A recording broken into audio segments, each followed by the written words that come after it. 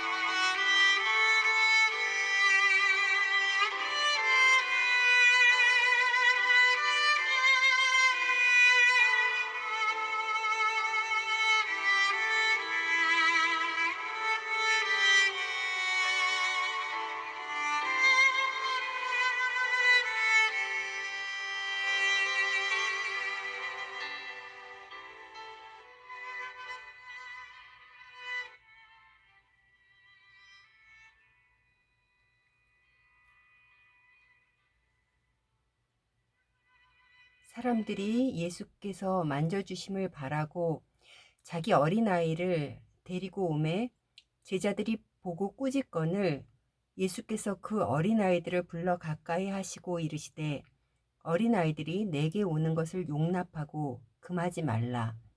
하나님의 나라가 이런 자의 것이니라.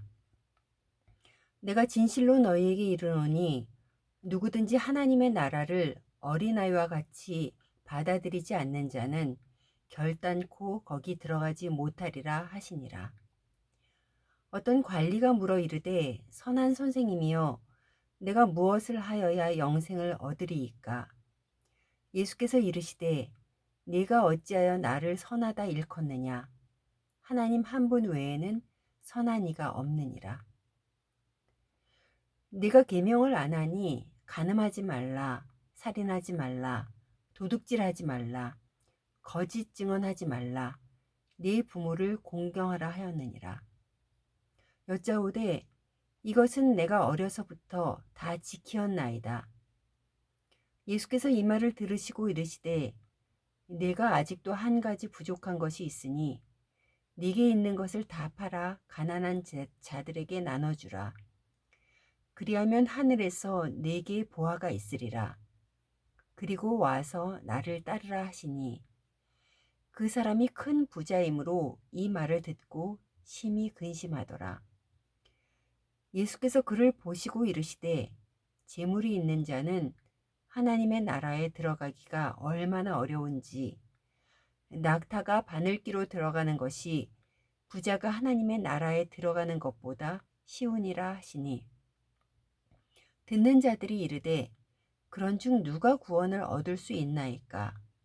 이르시되 무릇 사람이 할 수 없는 것을 하나님은 하실 수 있느니라.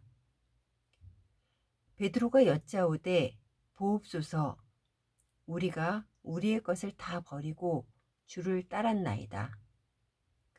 이르시되 내가 진실로 너희에게 이르노니 하나님의 나라를 위하여 집이나 아내나 형제나 부모나 자녀를 버린 자는 현세의 여러 배를 받고 내세의 영생을 받지 못한 자가 없느니라 하시니라.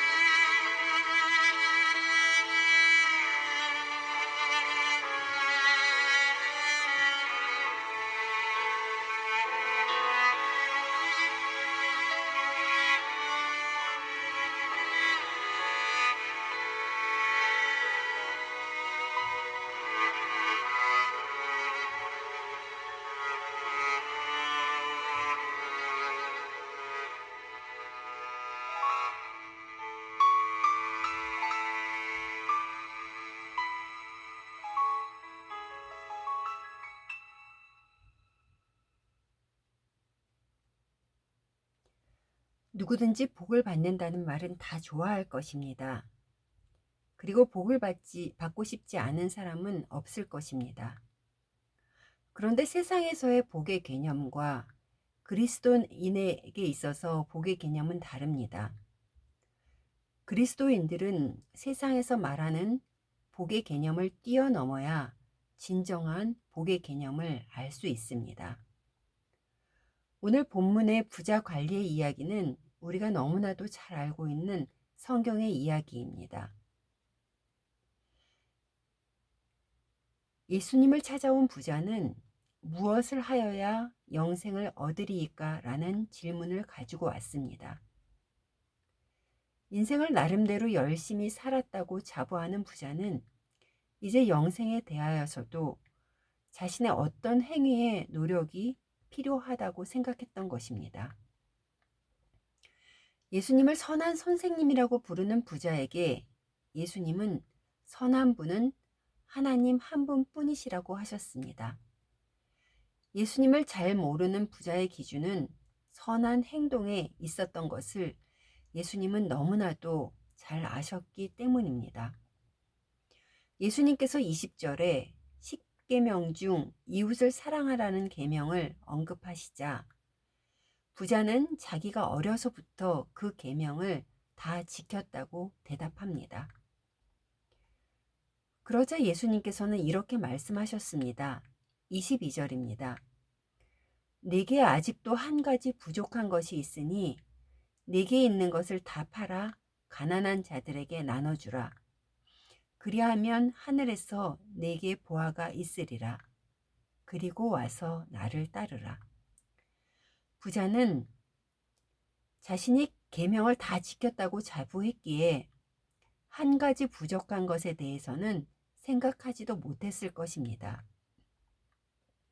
당시 유대인들은 부자는 복을 받은 자로 여겼기 때문에 하나님 나라에 들어갈 수 있는 좋은 조건을 갖추었다고 생각했습니다. 그런데 가지고 있는 것을 다 팔아서 가난한 자들에게 나누어 주고 그러한 후에 예수님을 따르라니요. 이 말씀을 들은 부자의 반응입니다. 23절입니다. 그 사람이 큰 부자이므로 이 말씀을 듣고 심히 근심하더라. 큰 부자가 되게 해주신 이가 누군가를 생각하면 자신의 소유를 자신의 것이라고 할 수 없을 것입니다. 그러나 부자는 자신이 이때까지 모은 그 물질이 자신의 소유라고 생각했기 때문에 그 물질을 놓을 수가 없었던 것입니다. 그러니 얼마나 근심이 되었겠습니까? 근심하는 부자를 보시고 예수님은 24절과 25절에서 재물이 있는 자는 하나님의 나라에 들어가기가 얼마나 어려운지 낙타가 바늘귀로 들어가는 것이 부자가 하나님의 나라에 들어가는 것보다 쉬우니라 라고 말씀하셨습니다. 저희 아동부는 오늘 겨울 성경학교를 마쳤습니다. 이번 겨울 성경학교의 주제는 하나님이 나를 사용하세요 였습니다. 출애굽했던 이스라엘 백성은 특별한 하나님의 백성으로 하나님께서 삼으셨듯이 하나님께서는 나를 특별한 하나님의 사람으로 부르셨고 그래서 나를 향한 특별한 목적이 있음을 배웠습니다. 그것은 하나님을 영화롭게 하고 이웃을 섬기며 축복하는 사람으로 살아가야 하는 것입니다. 내게 주신 것들을 전심을 다해서 하나님의 영광을 위해 사용하는 삶을 살아야 한다는 것입니다. 만약 오늘 본문의 부자가 이러한 정체성을 가지고 부자가 되었다면 당연히 가진 것으로 최선을 다해 하나님을 영화롭게 하고 이웃을 섬기며 축복하는 삶을 살았을 것입니다. 부자 관리와 예수님의 대화를 다 들은 베드로가 이렇게 묻습니다. 28절입니다. 베드로가 여짜오되 보옵소서 우리가 우리의 것을 다 버리고 주를 따랐나이다.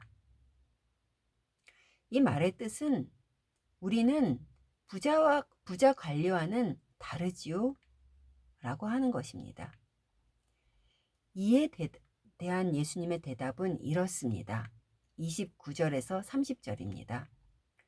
이르시되 내가 진실로 너희에게 이르노니 하나님의 나라를 위하여 집이나 아내나 형제나 부모나 자녀를 버린 자는 현세의 여러 배를 받고 내세의 영생을 받지 못할 자가 없느니라 하시니라. 이 세상의 그 무엇보다도 하나님 나라를 이루어가는 삶을 살아야 한다는 것입니다. 내 소유 중심, 내 가족 중심의 삶이 아니라 나의 삶 자체가 하나님을 영화롭게 하고 이웃을 섬기며 축복하는 존재가 되어 하나님의 나라를 이루어 가야 한다는 것입니다. 사랑하는 성도 여러분, 여러분은 하나님의 특별한 사람으로 하나님께서 주신 목적을 이루어가는 삶을 살고 계십니까? 세상 속에서 바쁜 일상을 쫓아가다 보면 또 세상의 풍조를 따라가다 보면 부자 간원과 같이 근심할 때가 많습니다. 하나님 말씀 앞에서 말입니다. 생명생교회는 4월부터 조를 나누어 매일 큐티 나눔도 하고 성경을 조언들끼리 자신의 목소리로 녹음도 해보려고 합니다. 코로나로 인해 1년 넘게 공동체 생활을 못한 생명생교회가 이제 함께 말씀 속으로 들어가며 우리 일상을 깨워 주님 앞으로 끌어가는 영적인 노력을 하려 합니다. 그래서 하나님께서 우리에게 주신 목적을 이루어가는 삶을 더욱더 살아가려고 합니다. 2021년 우리 함께 여호와께로 돌아오는 해가 되기를 간절히 소원합니다.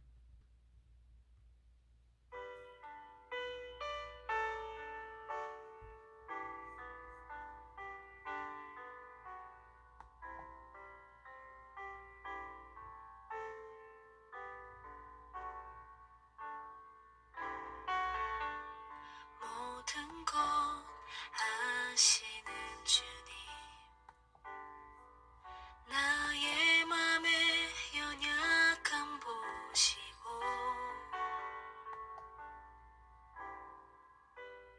부족한 그 모습대로 주님 마음에 새겨주시고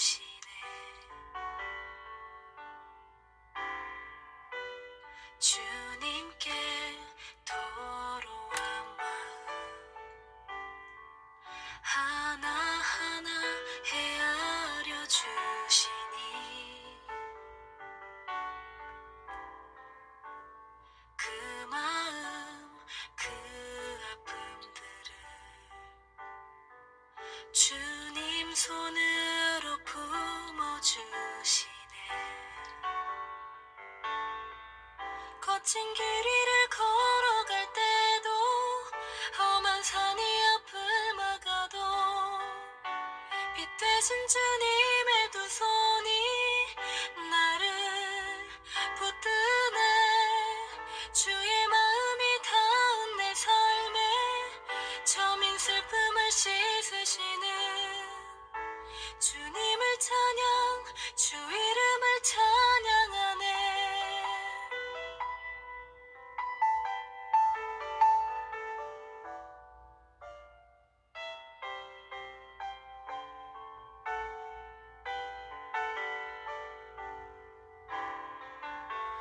주님께 도로한 마음 하나하나 헤아려 주시니 그 마음 그 아픔들을 주님 손으로 품어주시네. 거친 길을 걸어갈 때도 험한 산이 앞을 막아도 빛 대신 주님의 두 손이 나를 붙드네. 주의 마음이 닿은 내 삶에 저민 슬픔을 씻으시는 주님을 찬양, 주 이름을 찬양하네. 거친 길이를 걸어갈 때도 험한 산이 앞을 막아도 빛 대신 주님의 두 손이 나를 붙드네. 주의 마음이 닿은 내 삶에 저민 슬픔을 씻으시는 주님을 찬양, 주 이름을 찬양하네. 거친 길이를 걸어갈 때도 험한 산이 앞을 막아도 빛 대신 주님의 두 손이 나를 붙드네. 주의 마음이 닿은 내 삶에 저민 슬픔을 씻으시는 주님을 찬양, 주 이름을 찬양하네. 주님을 찬양, 주 이름을